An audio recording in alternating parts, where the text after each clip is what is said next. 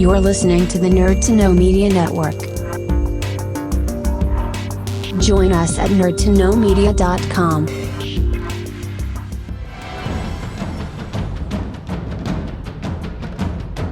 Broadcasting from the Blanchardstown Centre, this is Phoenix FM. This is 92.5 Phoenix FM, community radio for Dublin 15.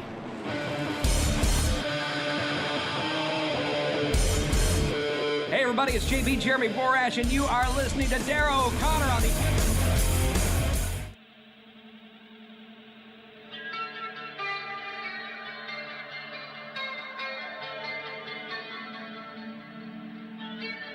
Welcome to the Wrestling Rewind, the only wrestling podcast by fans who don't hate wrestling.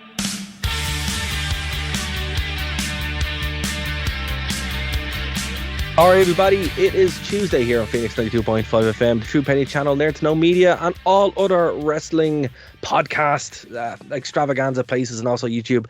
You are listening to the Wrestling Rewind, the only wrestling podcast with people who don't hate wrestling, because we go back to the past, which is the name of the game today. We are going to go back to September 12th, 1999 for WCW Fall Brawl. My name is Darrow O'Connor, and I'm joined by my co-host, Mr. Martin Hardy. How are things, Martin? How's things? If I could choose any day, I'd choose Tuesday. Even though we tape on a Friday. But listen, let's not get behind the screen. Let's not reveal the magic to the people of Dublin. Let's not ruin kayfabe. Yeah, exactly. Kayfabe, comrade. It's funny. It's funny. My friend actually said to me, she used the word kayfabe, and she doesn't watch wrestling. And I'm like, how did you know that word? And she was like, oh, I heard it on a podcast one time. I'm like, she what? Perhaps a Kazarni? I don't know. I just, it's weird when you hear a non-wrestling fan here say the word kayfabe. But yeah, so there you go. I think the internet was just the death of secrecy in general for like any clique, not just for wrestling fans, but for like any group of people or any profession or any, pursuance. I think the internet was basically the death of, the curtain that covers how it really happens. Like, you can go and see a magic show if you want, and you can go, oh, how did you do that? You can talk to the magician after and go, how did you do that? He'll go, oh, I'll never tell. I'm a member of the inner magic circle. And you go, it's fine. I'll just Google it. Yeah, no, that's it. Like, it's one of those things where you're kind of sitting there going, oh man, this is crazy. But it is one of the great benefits that we're offered by going back to the past, to a time where the internet was not only in its infancy, but I remember using the internet in 1999 to download, of all things, Chris Jericho's Titantron on a floppy disk. And you could actually do it. You could actually download the Titantron videos from WWE.com and put them on a floppy disk. So I remember I had and that. Did they actually fit on a floppy disk? No. but some of them did. It was like bit crushed to hell. I'm just thinking back to like WWF No Mercy and that. These were like cartridges, and they couldn't hold videos. Well, now again, I wasn't as tech savvy as I am now, but from the way I remember it working, and again, this was 20 years ago, I remember you would download it, and it would be bit crushed to some horrifically small file size, and it would only be it wouldn't be the music. It would literally just be basically a GIF. It was basically a glorified GIF that you were downloading from WWE.com. And I remember that. So it was kind of funny. I had one friend in when I was in school, not primary school, in high school, who was like kind of computer literate. And back then like floppy disks were still the thing, but because he was so computer literate, he had a memory card. Oh wow. Or a memory stick. Oh wow. And he gave me a memory stick one day, and I remember plugging that memory stick in to my computer, and it kind of opened up to me just like what the future of computers and what the future of the internet was, because that tiny little memory stick held so much porn, just an insane amount of porn. Remember, we were on FM radio. And I have not described or shown any of that porn, so I think our FM listeners are fine. But until I start describing it in graphic detail. What is interesting about that point, though, not what was on it, but the actual method of transportation. It's funny, right? So, not to get too much into it, but if the internet hadn't have existed the way it is now, right, the future of technology actually would have went that way, where it would have been huge storage devices that you're carrying around. Yeah. That's whereas nowadays, thankfully, we just have these tiny data centers that eat up no electricity or energy. Well, that problem is with the Irish government. All problems. What? We have a problem with the Irish government? Oh. They couldn't find a way out of a paper wet bag. Sometimes they'd make you wish that the Brits would come back. And then apologise and go sorry for the mess. Yeah, and then you see what Boris Johnson's doing and going, no, maybe have our own bad. idiots. Yeah. I don't know. I'm still holding out for America to buy Ireland. Be like, here, lads, come on. Oh God, no, Jesus. I don't know. It couldn't be worse. Couldn't be worse. For all the problems we have, for all the concerns we have not yet commodified and put a price on human life. It's getting there. It's getting there. Don't want to insult our listeners in Columbus, Ohio, but sort yourselves out, Yeah, no, that's one thing. Like Ireland is a mess. Is an absolute mess of a place. But anyway, Ireland's a mess. So whenever we're saying to you, sort yourself out, you have problems. Well, here's the thing. Like seriously, like people don't understand what a mess Ireland actually is. It exists despite itself. It exists. Oh, it's a disaster. Oh, it's a train wreck. Like the problems that exist in any country in the world are minuscule compared to Ireland because we're just so corrupt. We have a tiny, tiny, tiny level of corporation tax, and it would be fine if corporations actually paid that, but they don't. No. Our corporation tax is like 12.5%, but most corporations pay like 0.5%. Yep. We're literally a tax haven, and also part of our country is occupied by another country. It's a shit show over here. It makes no sense. And the corruption is so vast and omnipresent that the media don't even call it out. So because we make jokes about it now. We make jokes about it, yeah. The likes of the Savage Eye, will make jokes about how 100 years of Fine Gael have made Ireland just this pendulum that swings back and forth between two corrupt entities, and now, we watch that on television and we laugh about it, and it's very funny. And then we do nothing about it. No, they joined up together now, and they're literally going, "Well, you have power, and then we have." It's so ridiculous. Folks, we are run by WCW in 2001. 2001. Yep. That's what Ireland is in a nutshell. It's an absolute mess. So with that in mind, when we turn to WCW and we look at it, it's with a nice sense of familiarity. Dara, that's not a fair comparison, because I gotta say Fall Brawl 99 was pretty good. Ireland is run by WCW Road Wild 99. Yes. Ireland is not run by WCW Fall Brawl 99, because if it was, we'd be a shining beacon of Europe. Absolutely. And if we can even get there, things would be doing well. But you're right. We're Road Wild 1999. That's the equivalent. That's the equivalent. It's a train wreck. It really is. Someone please help us. We need help. But yeah, so let's talk about this. So after the last show that we had, talking about WCW, Martin, I was really hesitant to watch the show. Not gonna lie. I don't blame you. Road Wild was an absolute train wreck. It was probably one of the worst shows I've ever seen in my life. And you know what? When I was watching this, I was going, am I actually really enjoying this, or am I just really relieved that this isn't happening in a field surrounded by motorbikes? So I think a bit from A and a bit from B. Well, because and I genuinely I enjoyed this show so much from Mm. like start to finish, Yeah. and I was really questioning myself. I'm going, is it just because Road Wild was so bad? Is it just because I just watched Dynamite? Dynamite was great. Like, is it just, am I just like in a good mood because Full Gear is coming up? Is it just because it's Friday and I've had half a bottle of whiskey? Like, I something, or is it? And whisper it only in the darkest corners. Is it because in late '99, WCW actually made like a really good pay-per-view? Well, they've done a few of them, but this one specifically just seems to have everything just clicked at the right But- time.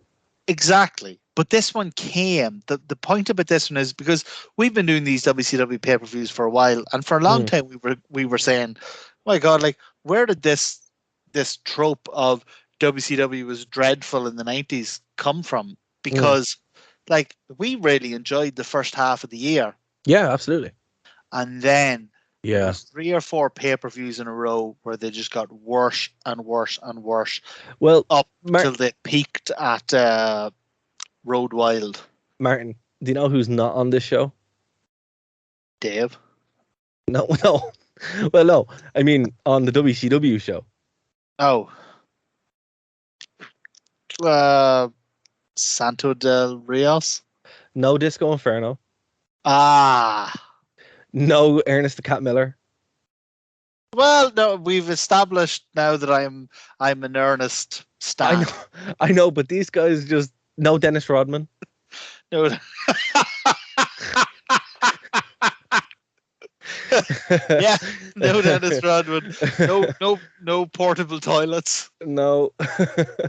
But I don't think Buff Bagwell's on this either. No Buff Bagwell. No Buff So- Bagwell. so People these- cheering instead of people revving motorbikes. Yeah. But I mean, like, you know, usually Disco and Ernest the Cat Miller somehow appear on these shows. Yeah, but you know what? I'm reticent to conflate the two because I think Ernest the Cat was being dragged down by Disco. But Disco was over. I have been. I don't know if it's Stockholm syndrome or what it is, but I am now an Ernest the Cat Miller fan. But Disco was So- always over. He got cheered Care. more. I will not hear your logic. I will not hear your rationality. You can Ernest see the it. Cat Miller was amazing. Disco was a war criminal, and that is the party line. Well, look, what I'm saying to you is the two of them didn't leave catering for this show because they didn't have to, which Yeah. I'm convinced that's what happens on any other show. They're like, lads, we have 10 minutes. Who's around? Please go out and do something and then come back. And that's what happens. I'm convinced. And that's they're eating- probably a really fair point because, I mean, match for match, I kept waiting for this pay-per-view to get shite, No, it didn't. and it never did. It seems like they actually had some sort of plan. They had some feuds that they knew what they were doing. They had They- some it- stories that exactly. they were telling. And also, They had some guys who could wrestle. well, look, even like Sid Vicious was in there with Benoit, and he pulled probably the best Sid Vicious match I've ever seen in my life out of him. And I don't know didn't know that was Sid possible. didn't pull it. Benoit. No, Benoit pulled it out with Sid Vicious. Yeah. That's what I mean. But I'm like, I can't believe that even happened. I was like, what is going on? Now, what's interesting about this is, right, so Jericho is actually, he's debuted in WWE in August. So he's gone, Yeah. right? This Bischoff, at the same time, Unforgiven 1999 is happening around the same time. And that is Vince Russo's last pay-per-view with WWE. So he is about to come into WCW. So be aware of that, ladies and gentlemen. He's not here yet. So the wheels are going to fall off very soon. And I got to say that whenever we get to that, eventually, I have never, ever been a Vince Russo fan. Right. But ever since he pulled that stunt where he tweeted about John Moxley putting himself into rehab, I am just viciously, violently, and disgustingly anti-Russo. So when we get to there, I will have some cornet level things to say about him. That's fair. And look, as I said, but what's interesting as well, like this could be again, we're not we haven't read up on these and before. We're watching them as you guys are. So when we do these shows again, if you're listening to it on Phoenix, sorry, do your homework. But if you're listening to the podcast, stop the podcast, watch the show. It is the best way to enjoy this. So we don't know if this could be the last gasp of WCW being like top quality. This show is probably like an 85%, definitely 4.5 quality. Well, here's the thing is because I thought I remembered this whole period, and we'll get into it later. But there's a couple of matches here that made me go, wow, I really enjoyed this. I have zero memory of this. And so now I'm sitting here going, maybe I don't recall, the decline or the fall of WCW as clearly as I think I do. Yeah. And this is it's kind of becoming a little bit exciting for me because I know a crash is coming, but right now what I'm left with is a pretty goddamn good pay-per-view. Well, see, what happened was, I don't. It's just this context is important. WCW were fine up until Mick Foley won the belt and they did the whole that will put butts in seats. And that's what actually caused WCW to lose their rating. And it just kind of stayed that way because the Rock and Mankind feud was so good at the beginning in 1999. And funny, if you want to actually check out our past shows on this, you can, where we actually cover 1999 in detail. So you can actually kind of compare and contrast. But that's when WCW started to decline, not because it got bad, but because WCW was just so good. So what happens then is when Russo leaves WWE to come to WCW, they start to panic because they're like, oh my God, we need to do something and change up the show, and then it goes into the absolute toilet. So if I'm going to make a bold statement here, man. If WCW had just stayed the course with what they were doing, they would have been fine. They actually would have been fine. And this is case in point. The exact same thing should have happened, but in reverse. Yeah. Russo should have left WWF to go to WCW, and WCW should have panicked. Yeah, that's true. That's a very succinct point and very poignant point because, like, I just think they were like, oh, he's brilliant. He's nothing if not poignant. Well, that's it, man. And it's like that's very, very true because, fair enough, Road Wild was terrible, right? But we are going to see some truly atrocious stuff very soon. And nothing that matches this quality once Russo takes over. Is this, and so maybe your memory is better than mine, because I genuinely don't remember, but is this the last gasp of W? Is this the last great gasp of WCW? I'm not sure if it's this or the very end of the year, but I think we are very close. This actually could be it. But if Halloween Havoc, which is the next one, isn't amazing, I think that could be it. See, my memory of Halloween Havoc is that the gimmick is always great, but the shows have never been good. I know by Starrcade it's pretty much done. Like, we're pretty much in the toilet. Like, so we're getting very close to it now. I'm not going to say, is this the last gasp? But I tell you what, by the time we get to the end of 1999, we'll be able to actually say that. And this actually could be it. This could be the swan song of WCW in a lot of ways.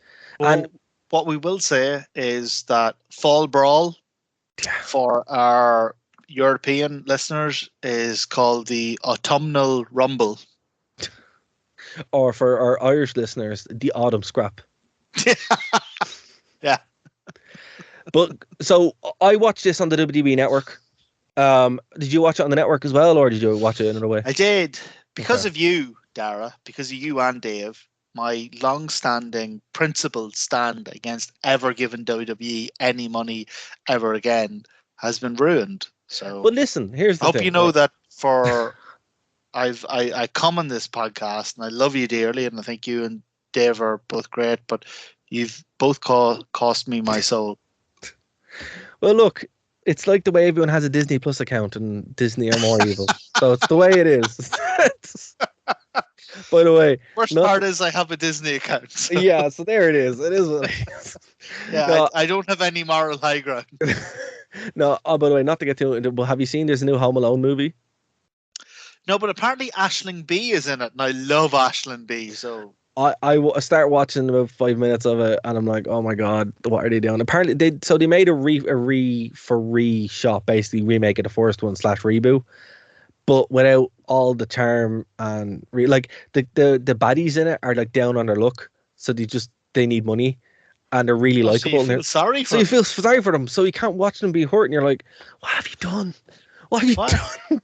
Like, oh my god, this poor man needs money Money. to feed his family. Let's drop an iron on his face. No. Listen, no. So this poor man and woman need money because their house is getting stolen from underneath them. Let's shoot pool balls at them.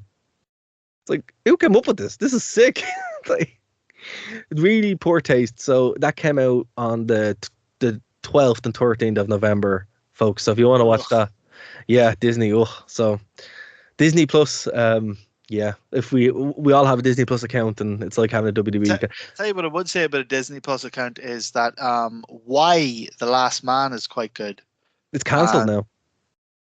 What? Yeah, it's cancelled. Me and the missus just watched the last bloody episode. Yeah. Twitter cancelled it. Why? I mean, it's stupid to ask why did Twitter cancel anything, because as soon as Twitter hears of anything, it cancels anything, because everyone on Twitter is a short-sighted, reactionary dimwit. There you go. That's pretty much what happened, and that's why, again, I personally can't wait, Martin, until Twitter discovers 90s wrestling. I just can't wait for that. They're gonna lose their because mind. we know that we can't kill Twitter. And we're just sitting here waiting for Twitter to kill us. Well, my hope is it goes the way of Tumblr, where the servers get nuked and everything gets wiped. That's my big hope with Twitter. Well, honest to God, man, me and the girlfriend, we genuinely got into Why the Last Man. We thought it was a really interesting concept. If anyone hasn't seen it, it's basically some sort of virus attacks that kills everybody with a Y chromosome. So it basically kills all the men, except it leaves, like, obviously women and trans men and stuff like that. And it's what kind of society they build without biological men. And the only thing that I thought would have been really good would have been if they had Why the Last Man, but what if they made it alongside a sister series where all the women were killed. I think you could see side by side what a society run by only women and what a society run by only men would be. I just thought that would be a really good idea.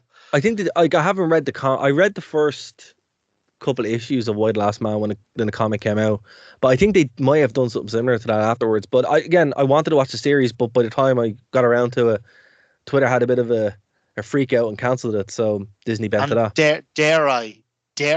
Because it struck me, and I genuinely, I am a left-wing socialist, so I do not use this word as a pejorative, but it is so hard to use it without contempt. It struck me as a program that was very woke. Like, what happened that upset people? It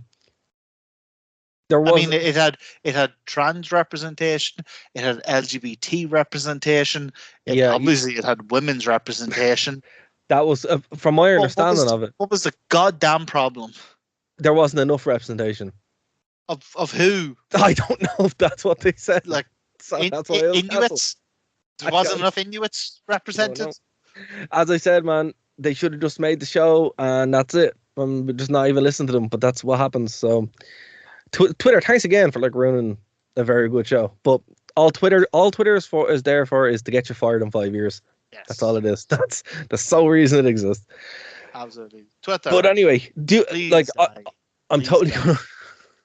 I am gonna watch the show at some point. But I've got into watch it. There's no point now. It's cancelled. Well, look, I was a big fan of the Chilling Adventures of Sabrina, and that was cancelled, and I still watched it. So. But that's everything that's awesome get cancelled, and I don't know. That shite gets 40 seasons. The Walking Dead still going. I don't know how that's hold your horses there, O'Connor. You're not watching The Walking Dead, are you? The Walking Dead's all right. Okay, it's not Still, it's no, not great, no. but it's not the Kardashians. Like let's That's not start drawing comparisons between The Walking Dead and the real life sucking zombies. fair. I'll give you that. I did like The Walking Dead up until they got stuck in the farm, and then I'll tell you what.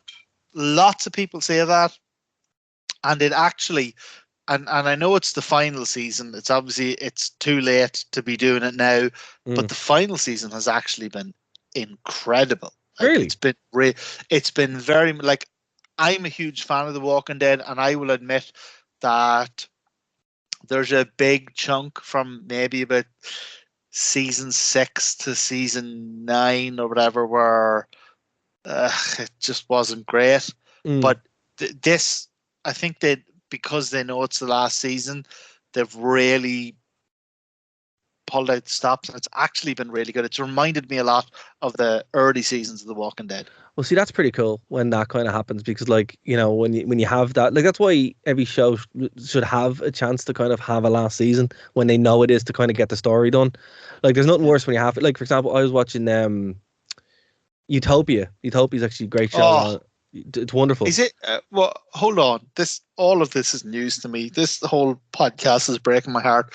Are you telling me Utopia isn't getting another season? Yeah, they cancelled it because of the story of Utopia freaked people out, and it's gone.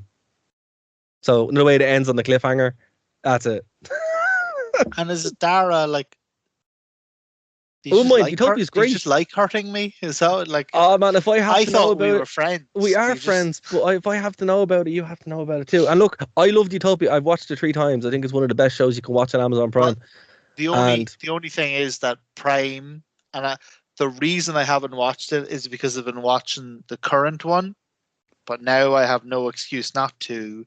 Prime also has the original BBC Utopia. Does it? Oh, that's brilliant. That's brilliant. So I can watch that instead. No, you should watch the new one. The new one's really good. It has I've seen the new one. I really bloody like the new one. Yeah, and now you feckin' told me that the new one's cancelled. It wasn't my fault. I'm trying not to swear because of the radio edit, but you big old ruiner. Tinkerbell. I don't know why I apologize to any Tinkerbells out there. It was just the first word that came to mind. But anyway, watch Utopia, folks, if you haven't, on Amazon Prime. It's pretty good. But that streaming service, the world we live in now, where everything is done by streaming services. And what I will say is, some folks are listening to this now are probably like, we don't have the WWE Network anymore, and like they're watching it on Peacock. Good.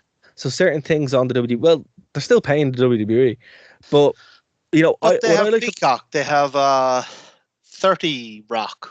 That's. But see, that's why I think eventually what's going to happen is either Amazon or Disney are just going to buy the WWE, and the all network's going to go somewhere, because it makes way more sense. Like, the WWE Network is great, but it's like so ahead of its time that doesn't even. It's not going to be Amazon. It's going to You don't think it's going to be Amazon? Disney or Peacock. Amazon wouldn't buy it. Amazon are. I'm trying to say this diplomatically. Shite. But what I mean is, Amazon Prime is not a good service, right? But it's so cheap it's dreadful. Yeah, but the reason why it's so cheap is because they own all the servers, so it costs them. The reason why it's so cheap is because they go, "Oh, here's a film on Amazon Prime. It costs $4.99 to watch it one time." Well, see, that's why you use a VPN, sir. Well, Dara, unlike you, I'm a law-abiding member of society. There's nothing wrong with using a VPN. VPN is totally fine. But VPN stands for violent person. No, virtual private network. There's nothing wrong with it. And if you own a virtual VPN and want to sponsor the show, please do. Because I'm not gonna plug the one that I use. And if you own a VPN and want to sponsor the show, I will change my definition of VPN. That's fair. That is fair too. But no, like when Brexit came in, I was like, oh, I can't use VPNs anymore. I can't watch Amazon Prime anymore without a VPN. So I had to build a router basically that has a VPN in it that I can just connect to. I'm like, there we go, problem solved. This is ridiculous. Love that. Ridiculous. I am so jealous of your knowledge of technology. I wish I could sit here and go, will I pay $5.99 a month, or will I rebuild a router out of 12 dead horses and a biscuit tin? Well, I mean, I'm in awe of you, sir. well, I couldn't do that, Martin. But what I will say is there are little computers you can get that are like $30, and you can program them to do Game whatever. Boys. Yeah, but you can do whatever you want with it, and there's little routers you can make and all kind of stuff, and it's great. But that's what I'm saying, folks. Streaming services are great, but geolocks are ridiculous, and there are ways around them. But anyway, let's get into this show. So, 6-man tag team match, a phenomenal opener, fantastic. I couldn't believe Vampiro was here. It's been so long since I've seen Vampiro in his prime, or actually no, his prime was a little bit after this, but young Vampiro. And this is before you wait to see what they do with Vampiro. Oh my God. But anyway, Rey Mysterio Jr., Eddie Guerrero, Billy Kidman, the Filthy Animals, brilliant tag team, terrible name, Vampiro and Insane Clown Posse. 4 amazing wrestlers carrying 2 idiots to 20 minutes of genuinely brilliant wrestling. This was phenomenal. Not only was this excellent, the fact that they managed this with 2 non-wrestlers really speaks to the absolute talent of everyone else involved. He's, those 2 guys are just like, I know they set up their own wrestling promotion and they are wrestling fans, but Jesus, they're the worst. They're the worst. Yeah, but this match, but also the soul tapes of Mick Foley's Japanese death matches. Yeah. With their own commentary over them. Yeah. And then Mick Foley found out and they wrote him a check fairly sharpish. Well, because Mick Foley's like the nicest guy in the world, but if he was angry at you, I don't think I'd hold up very long either. Well, no, he's the king of the death match for a reason, But this match really good. Some absolutely insane spots from Kidman, Mysterio, and Eddie just being the ring general. I love Billy Kidman. I don't know why people have hate against him. He's brilliant. It's amazing. It's bizarre, isn't it? He's exceptional. He beats himself up in every match. He puts the world of effort into everything. Everything he does. Yeah. I'd understand if he was like, do you know what, honestly, I think it's the clothes. I think people look at the clothes and go, oh, he's lazy. But right. So you think if he came out in a singlet, it'd be a little better. Yeah, or like wings or something, just something stupid, because people are bloody stupid.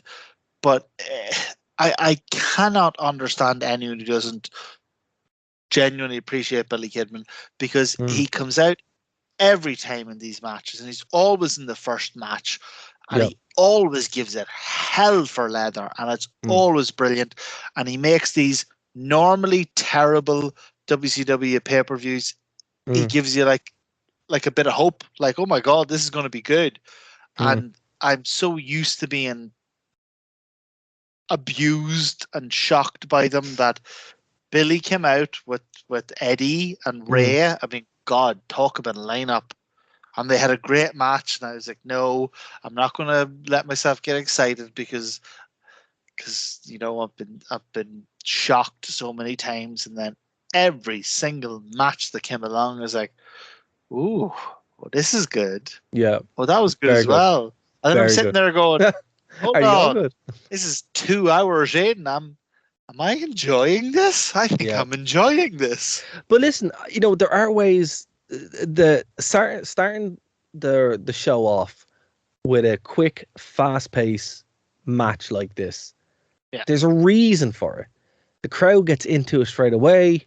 You can have just these guys were young at the time, the young guys going in, putting on the show, and then it kind of sets the table for the rest of the show. And you have Mike Tenay there on commentary. Again, Mike Tenay is always just so consistent, calling all the moves perfectly. Schiavone and Bobby the Brain just being Bobby the Brain. But, Mike Tenay, this is where he shines too, where he's like just calling all these matches, calling all these moves really, really well. And it's a treat to watch. A fantastic opener, really good. The right finish as well. Honestly, God, do you know what this opener reminded me of? This week, like this week on Dynamite, there was a match between Dante Martin, Leo Rush, Matt Sydal, and Lee Moriarty, and it was an honest to God hell for leather high flyer. All four of them are what would have been called cruiserweights, and they were going hell for leather at each other, really fast paced. dude, particularly Leo Rush, and I was sitting watching that match, going, "This is a WCW cruiserweight match." Well, what were they all watching? They were watching this. They're growing up or emulating this, and this is it. Like we've said it before, like, and even in Impact as well, this would be an Impact opener. You'd have this on Impact pay-per-views, and it's brilliant and it works. It's just, honest to God, I think the best way to open any wrestling show is with cruiserweights. It's just the way to do it. There's no other way to do it. Anytime you open anything else, it's just, you have to. And look, Impact were the first ones to really kind of run with that outside of WCW, and it's great that AEW are doing that too. The next match was a bit of a dip.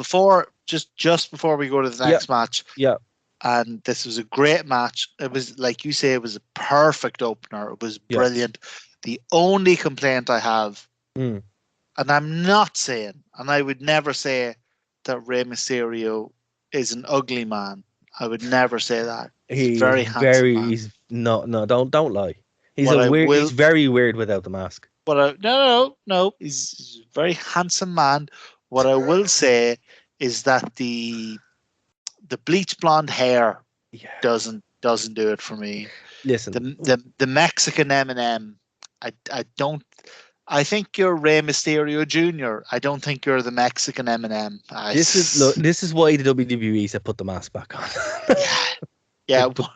Put the mask back on. For all the criticisms I have of that wretched company, a broken clock gets the right time twice a day. Look, he makes it work, but the mask, Rey Mysterio without the mask is a very, very scary looking thing. Like he's still incredibly talented. You're still going, wow, look at that amazing move by that freak. Use the word freak, but he's a very weird looking dude, to be fair. He really is. Look at that amazing move by that albino lunatic. He just looks so weird looking all the time. But anyway, poor Ray. Eminem could do a Hurricane Rana so perfectly too. So the next match was a bit of a dip, and it's not because of I'm going to butcher this name, Kaz Hayashi. That's how you say it, all right. Lenny Lane was the problem here. Hold on. So this is going to be an interesting discussion. So you thought the next match was a bit of a dip? It wasn't a bad match. It was a bit of a dip, and the only reason why was because Lenny Lane.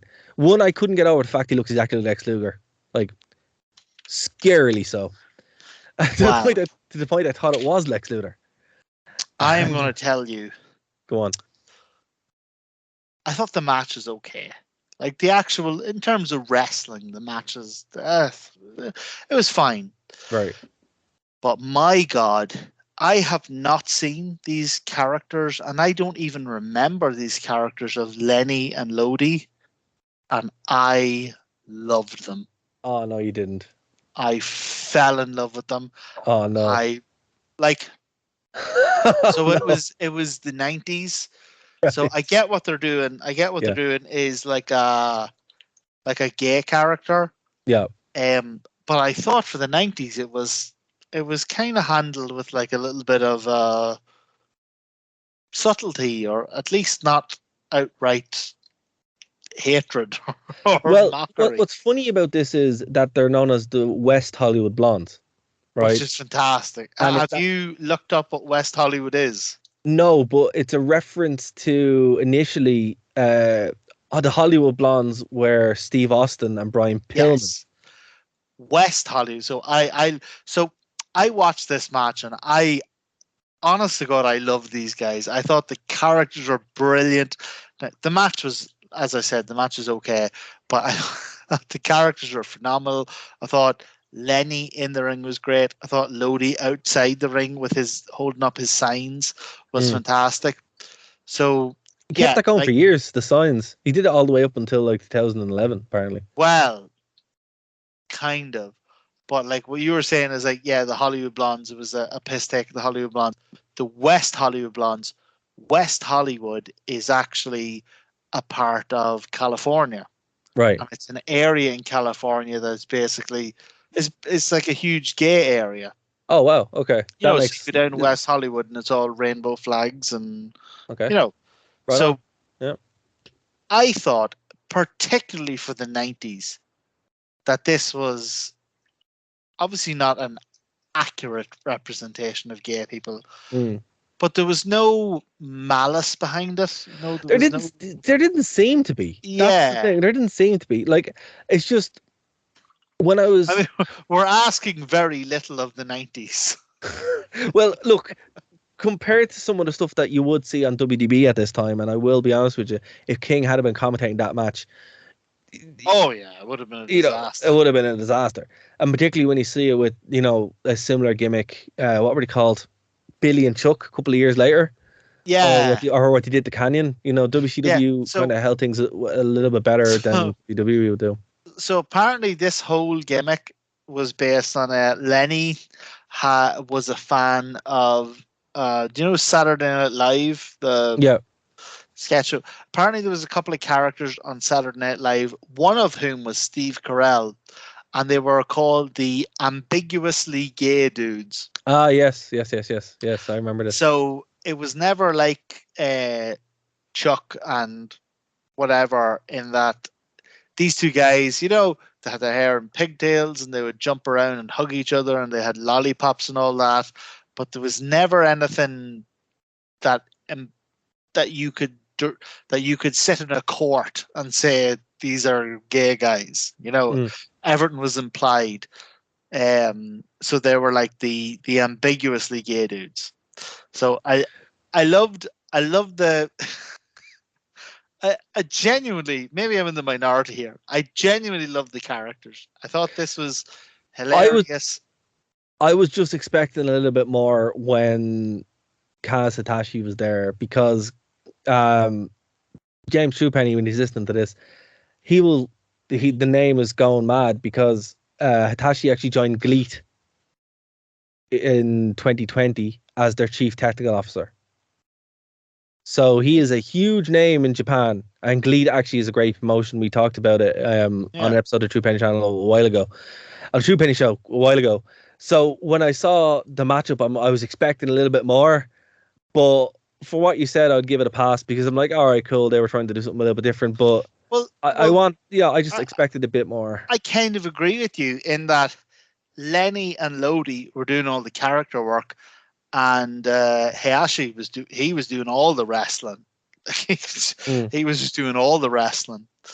But so I watched this and I thought, oh man, these characters are amazing. I can't believe we've gone from Road Wild to this. So something awesome has happened in the 4 intervening weeks where this tag team has come out. So I looked them up.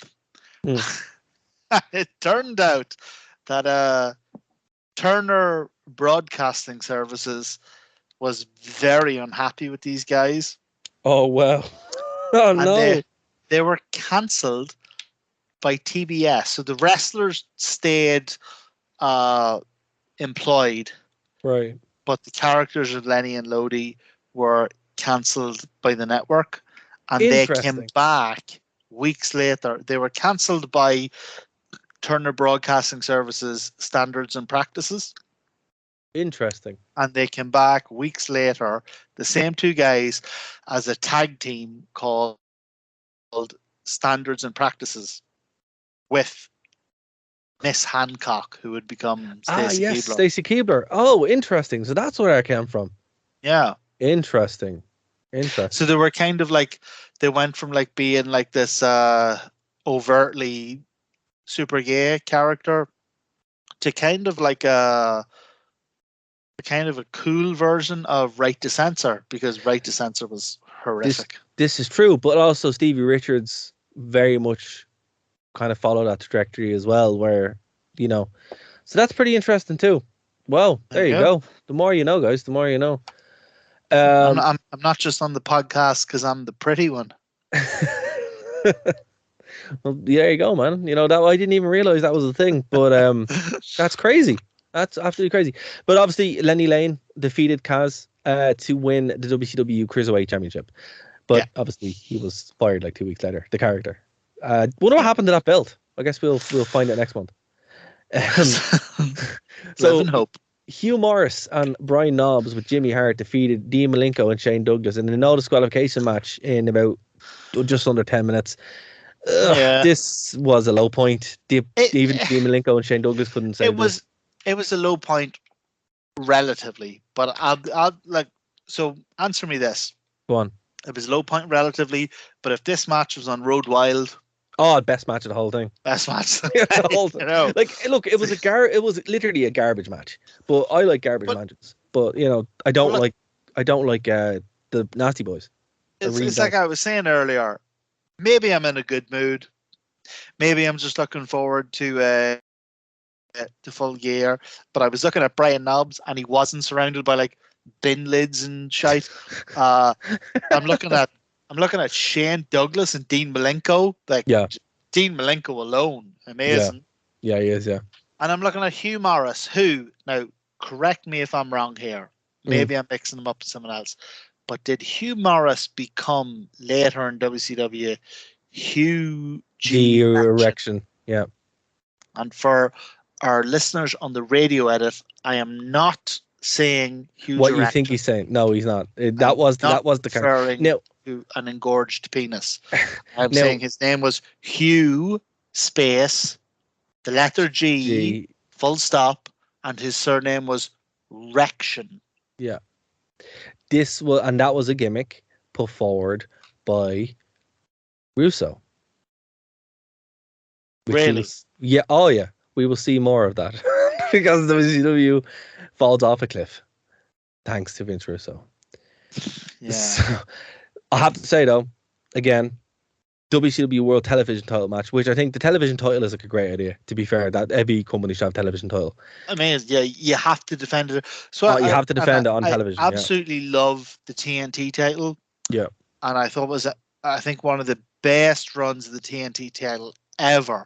And I know you're not going to like this, was when Cody had it, because Cody made a commitment to defend it every single week. And I thought that was amazing. That's how we got. Should be done. That's how we got Eddie Kingston. That's how we got Brody Lee. Exactly. That's how we got several amazing wrestlers because he defended that title week to week. I know that the people who hold it now don't do the same thing. I think they should. They should. A TV title is a brilliant gimmick. And it's a brilliant gimmick if you have to defend it every week. It's a brilliant gimmick in general because it means you know what you're getting at every show, or a pay-per-view title where it has to be defended. Like there needs to be a belt that this is going to be defended no matter what. And what's great is Rick Steiner was the perfect guy to actually to be in that because he's such a workhorse. Same with Perry Saturn, also phenomenal worker. It's unreal. This match for me was match of the night. Legitimately, it's brilliant. It's fantastic, and you forget how good Perry Saturn is because of what WWE did to him. But then Rick Steiner's there. And everyone forgets how good Perry Saturn was. So good. If you're only watching one match on this, and I know I say this, but if you are only watching one match on this, go watch Rick Steiner and Perry Saturn. You will not be disappointed. It's phenomenal. It's brilliant. It's under 10 minutes, about 9 and a bit. Really good. I'm actually, I don't know if you can hear these pages flicking in the background. I'm actually looking through my notes to see if I disagree with you, and I don't. I don't. Perry Saturn versus Rick Steiner. Ron Breaker's Da. Oh, come on! Great match. It's brilliant. It's brilliant. Technical masterpiece. Some really cool holds. Some really good spots, and they batter each other at the same time. It's everything you want. What I have here in my notes is hard hitting. Two ugly guys beating the shit out of each other. That's it, and that's what you want for a belt. And you could tell that Steiner was over because as it came towards the end of it, the whole crowd started woofing, that dog face grammar thing. Man, do you know what?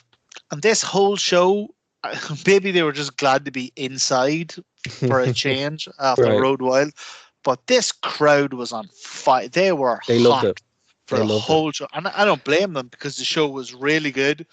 But man, particularly with this match, when these two guys went hell for leather at each other, and they really did. They laid into each other. They were doing some really stiff, some really snug work.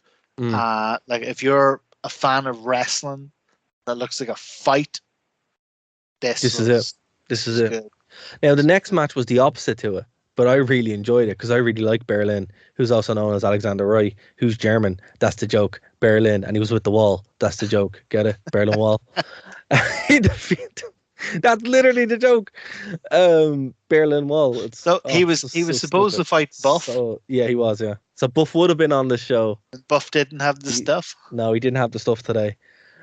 So Jim Duggan came out, and the match wasn't good. But I really like Berlin, and I think Berlin got a bad shake. Well, I'm going to tell you what. This was some jingoistic nonsense. Yes, that's all it was. Because Berlin is German, yeah, and Jim Duggan is Jim Duggan, and he it was refuses USA to chance. speak English. He does. Yeah. Oh, how dare he? Yeah. Speak. It was his first language. It was 100% jingoistic nonsense, and that's what. Here's the thing, though. This works. This works. This works. This is what AEW did with your Cody and your man. Well, I actually have a note. I'm going to read this out word for word. What I've written here. I wrote down jingoistic nonsense never goes out of style in pro wrestling. It doesn't. It really doesn't. It really doesn't. It will never. Yeah. No. And you're 100% right, and you know I'm an AEW. Well, listen. Here's the thing. Loyalist. So listen, I'll defend it, but that was absolute jingoistic nonsense. Wrestling takes shortcuts. Wrestling takes shortcuts. It does. And jingoistic nonsense is always going to do a cheap Slaughter, the Iron Sheik, the Un-Americans. The list goes on and on and on. If you want to, get over as a heel in America, just be a foreigner. Not American. Yeah. I know. No, be a foreigner who's an American, and then say you hate America, and there you go. You're over. You're or over. Just say, oh no, I would prefer to speak my native language. My native language, that'd be it. But this was. I mean, there's two ways looking at this. This is jingoistic nonsense. It absolutely was. Hacksaw came out with his flag and with his 2x4, and he hey-oh'd and waved it around and blah-de-blah-de-blah. And hey, the crowd went bloody wild. The crowd was loving it. They were all over the place. It made, again, this crowd made what would have been a fairly drab, fairly dreary match really watchable. Yeah. And look, as I said, Berlin is actually a great wrestler. He really is. Alexander Roy. He's fantastic. So wasn't really shown. He was given, back earlier on in his career, he was given a bit more of a chance. But this is like, things don't get better for Berlin on the Wall. They get progressively worse, which is really sad. I'll tell you what, do you know what? Watching his entrance, because this was his debut, watching his debut, I get Walter vibes off him. But it was only because the music was like... He's a high flyer, though. He's a high flyer. Like that's but it's just because the music was kind of like grand and ominous. And he had no expression. I think WWE really should have latched onto him. Him and Kurt Angle would have set the world on fire. Oh yeah. Well, if I could take anyone from WWE, and I mean all of WWE, if you could allow me to take one person over to AEW, the only person I'd take would be Walter. Literally. Yeah. That's it. What about AJ? AJ. Now, AJ's amazing. He's brilliant. AJ strikes me as Shinsuke Nakamura. He's got his body of work. He's done his really he's just there now. Proper wrestling stuff. He's just there now to get a paycheck. Millions of dollars to do the phenomenal forearm, and I'm not for a second criticizing him for that. 8 million, man. I'd take 8 million to do a forearm every night. Yeah. But man, if I had to take someone who I thought was going to be an actual asset to AEW, Yeah, that's fair. and I look at the whole of the WWE roster, the only person I would take. All right, folks, that's going to do it for this edition of the Wrestling Rewind here on Phoenix 92.5 FM. If you want the full show, there's two ways you're going to be able to get it. Join us live, 11:30 p.m., 6:30 p.m. Eastern, over on the Wrestling Rewind YouTube channel. TheWrestlingRewind.com will get you there, and you can join the chat and join in on the fun. Also, if you want, you can check us out on the podcast. The podcast can be got from our channel, Nerd to Know Media. You can subscribe there, or you can go to the Two Penny channel, or the Two Penny Show channel, and you'll be able to get it there for free, no cost to you, and there's a whole bunch of content there as well. But thank you for checking us out here on Phoenix 92.5 FM, the Wrestling Rewind. We'll see you next time.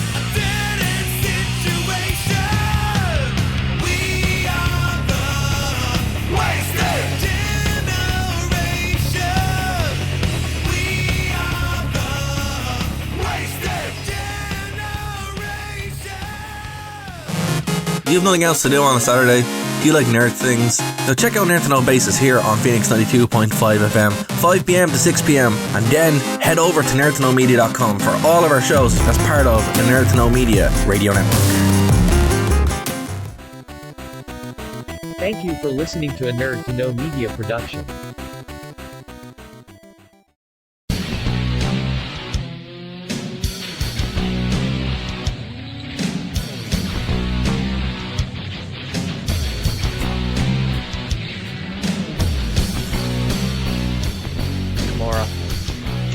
He's got his body of work. He's done his really he's just cool, there now. proper wrestling stuff. He's just there now. Get a paycheck. His millions of dollars to do the phenomenal forearm, and I'm not for a second criticizing him for that. 8 million, man. I'd take 8 million to do a forearm every night. Yeah. But man, if I had to take someone who I thought was going to be an actual asset to AEW. Yeah, that's fair. I look at the whole of the WWE roster. The only person I would take is Walter. That's fair. That's fair. I don't even think Finn. I think Finn has got his place over there and he's happy with it. Finn, the damage is done to him now at this point. It's done. Yeah, it's done. Yeah. I used to love the Viking Raiders, the Viking Warriors with the flip they're calling them, but again I think they're so damaged that they wouldn't even work. As good as the tag team division is, yeah, man, for me it would be Walter. Well, that's fair, and Berlin definitely did have that kind of vibe. That it's the Eastern Bloc gimmick. That's what it is, Even though he looks weird and he looks strange and he. Yeah, but and that haircut. Nobody haircut. in Eastern Europe is wearing that haircut, but it's amazing. Here's the thing. But Alexander Wright would come out to disco music before. So he was like proper, German house music dancer. That was like his old gimmick. So, they were mad for the German stereotypes in the 90s. Harlem Heat defeated the West Texas Rednecks of Barry Windham and Kendall Windham with Kurt Hennig for the WCW tag team titles in 13 minutes. Yeah, look, it was alright. I was slightly confused with this. Didn't they win the titles at Road Wild? Yes. So they lost them between Road Wild and now. Yes. And then regained them. Yes. Okay. I don't necessarily think hot-shotting is a bad thing. But they beat Canyon and Bam Bam for them. Fall Brawl. Sorry, at Road Wild, they won. To be fair, this was a better match and made more sense and also set up a feud. There was actually a feud this time where Harlem Heat are a better tag team. Even though I love Canyon, Harlem Heat are like one of the best tag teams of all time. So Harlem Heat are amazing. Yeah, one of the best tag teams ever. But yeah, I get now, as I was saying, I don't think hot-shotting is necessarily a bad thing. I think you can hot-shot a title as part of a feud. Personally, in the future, I would like to see the Young Bucks and FTR hotshot the tag titles. You know, I'd like to see one of them win it and one of them lose it and one of them win it, one of them lose it, back and forth. And, you know, I think that would be really cool. I just don't get the impression that's what the long-term story was here. But No. decent match. Never going to be annoyed with Harlem Heat.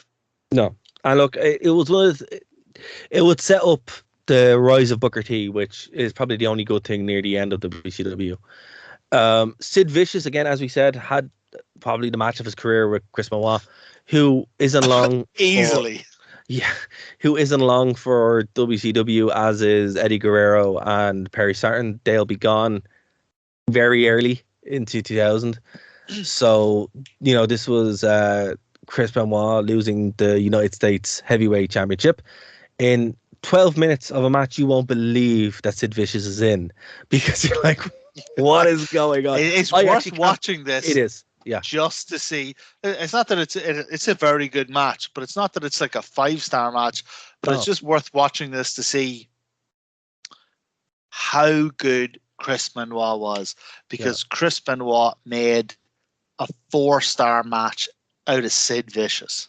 Yeah, like, and not like a lame 4-star match, like a decent 4-star match. Like it's about 12 minutes, and you're watching it, and you're like, this is so competitive, and you're like, how is this so competitive? It's amazing. And you realize that Benoit's doing all the work.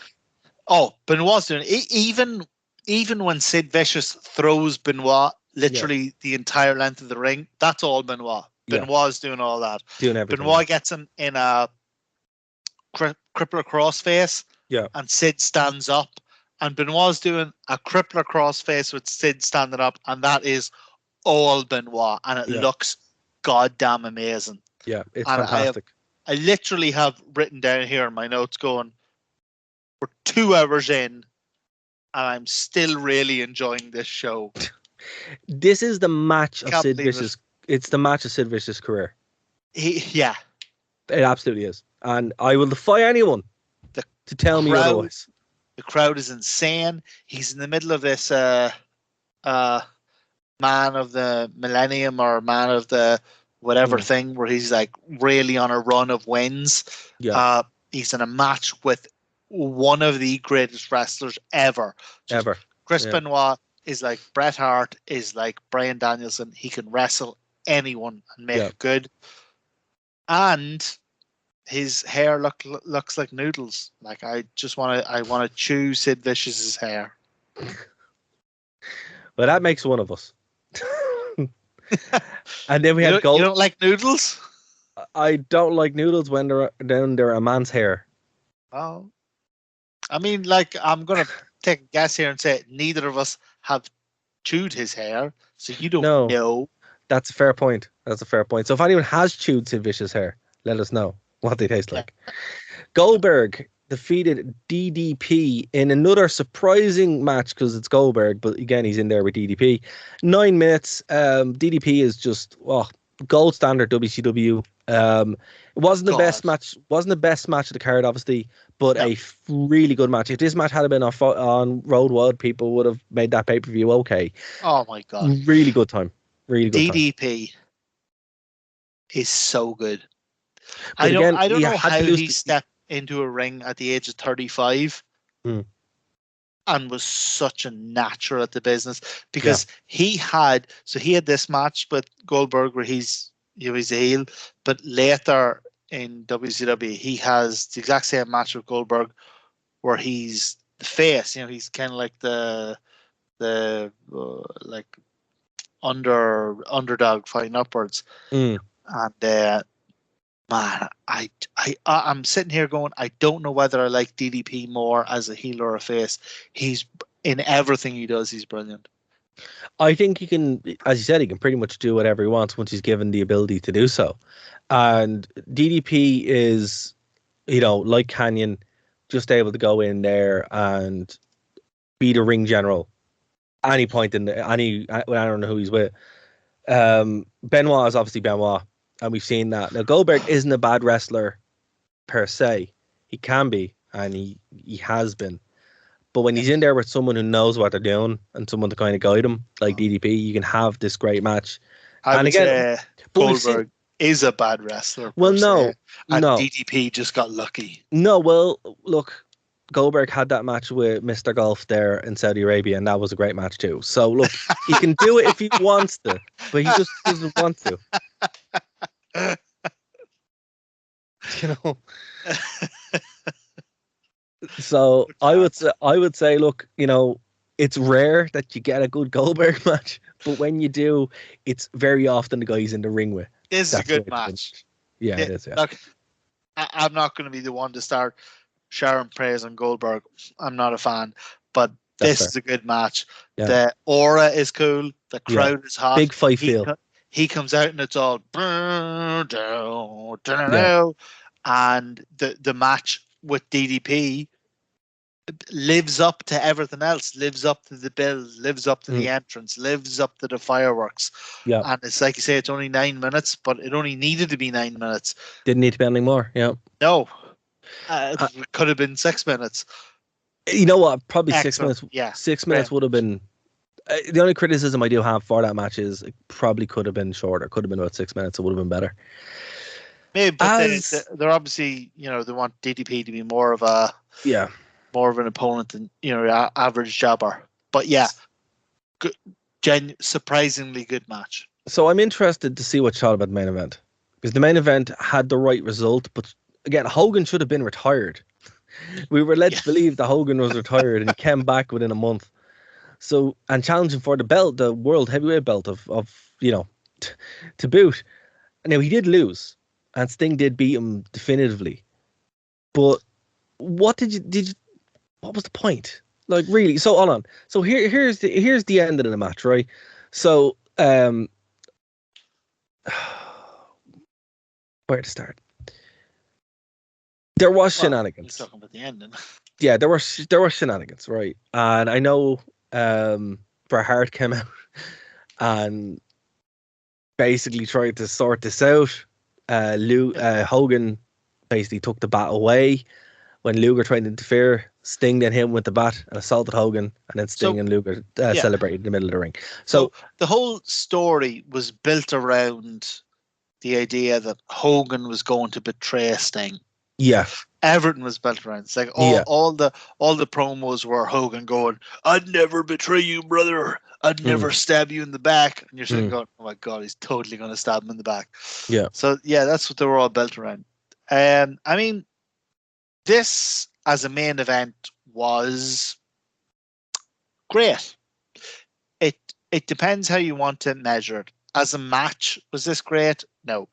Even Sting, one of the most talented wrestlers in the world, it was overbooked to hell, couldn't man. bring Hogan up. Well, look, Hogan's best work was in Japan, right? Oh yeah, Hogan only ever puts on his working boots. That's actually fair. He only ever puts boots in Japan, right? Yeah. So it was never good.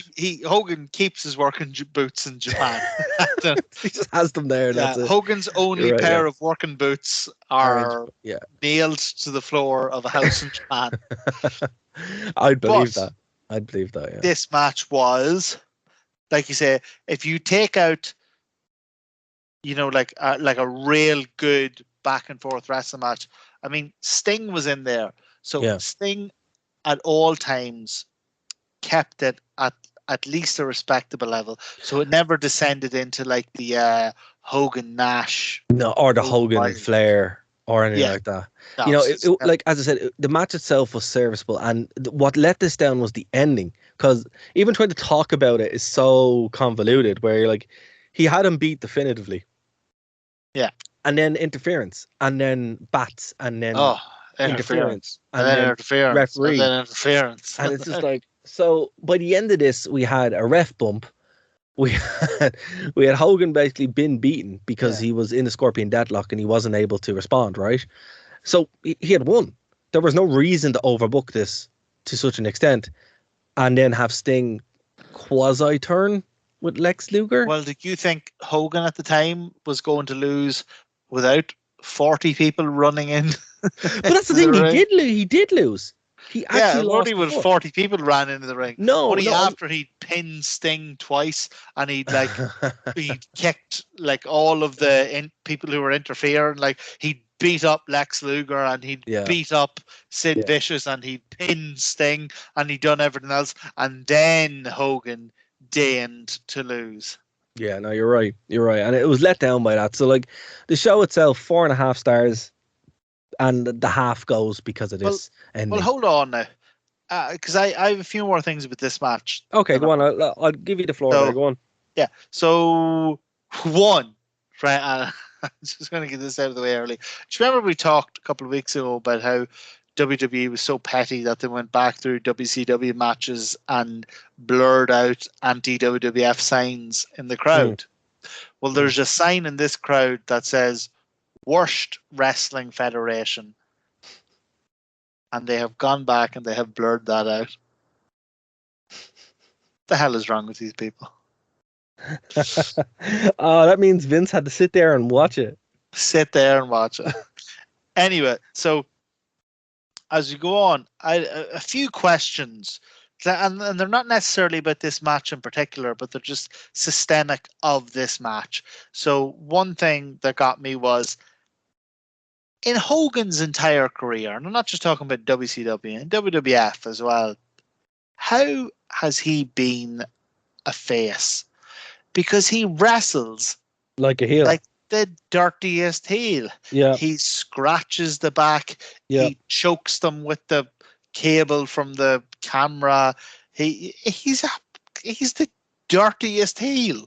Yep, the dirtiest heel. He threw the sand or whatever in Yokozuna's eyes. You know, like how was he a face? I don't think he was ever a face. I genuinely do not think he was ever actually a face. I think the legacy of Hulk Hogan and the mythos of Hulk Hogan got him over. But anytime I've seen him wrestle, he was always pulling that stuff, always been, and this was Hollywood Hogan, so he is kind of blurred. But even when he came back to WWE, he was still wrestling like this. When he was in TNA, he was wrestling like this. You know, nowadays, if he does a match, it's going to be like this. I don't know.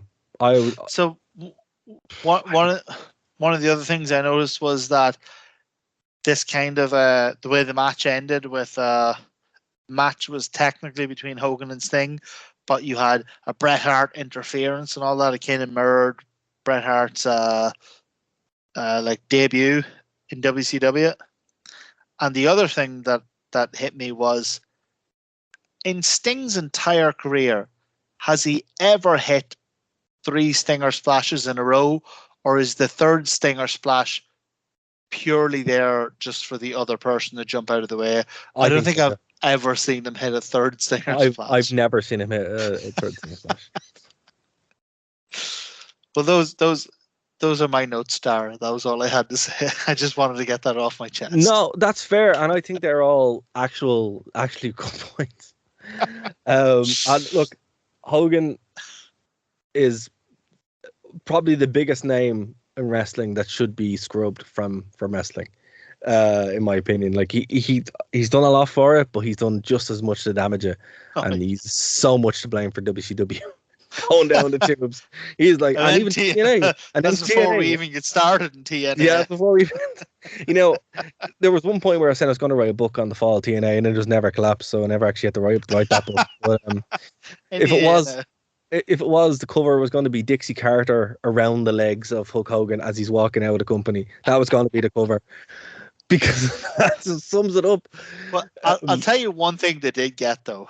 That was and that AEW does it slightly to some extent, but they need to lean into it. They need to do it more. Who do you call your guy? Let's get ready to rumble. Michael Buffer. So apart from the Let's Get Ready to Rumble thing, he does these amazing entrances. Like incredible entrances. So the whole time that the person is walking to the ring, he's going like he is the master of the Scorpion Deathlock.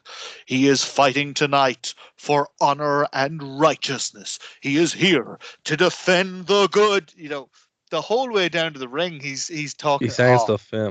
Amazing. I think I find that only for a main event, but Yeah. I think that needs to come back. no, it's That good. had me hyped up for this fight. He has like he gets paid his 1 million a show as well. He earns it, you know.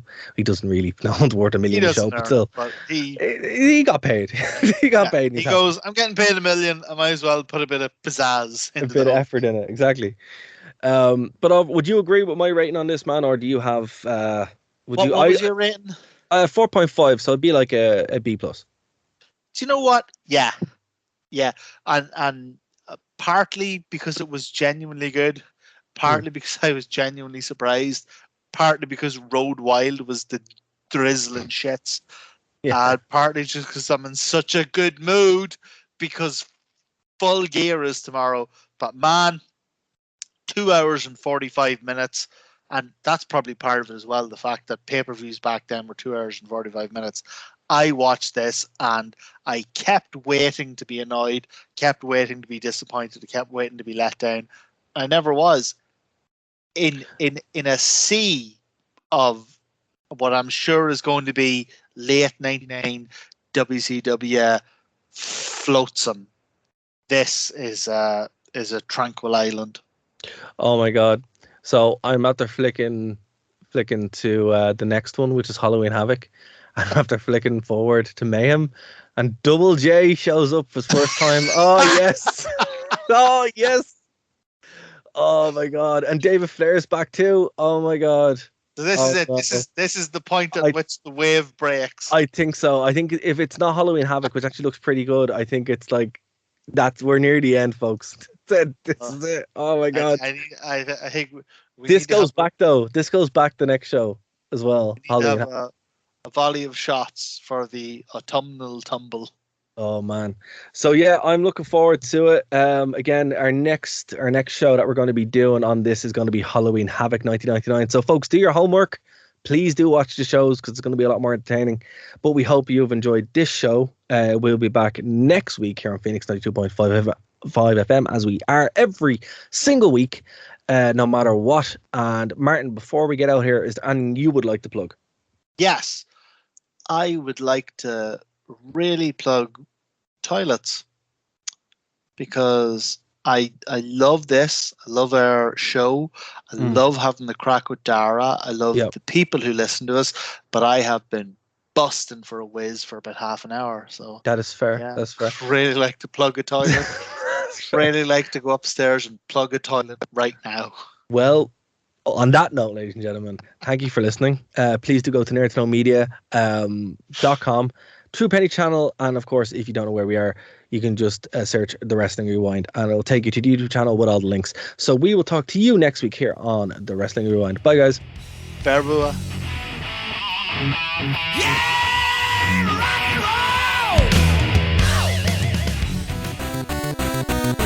Thank you for listening to a Nerd to Know Media production.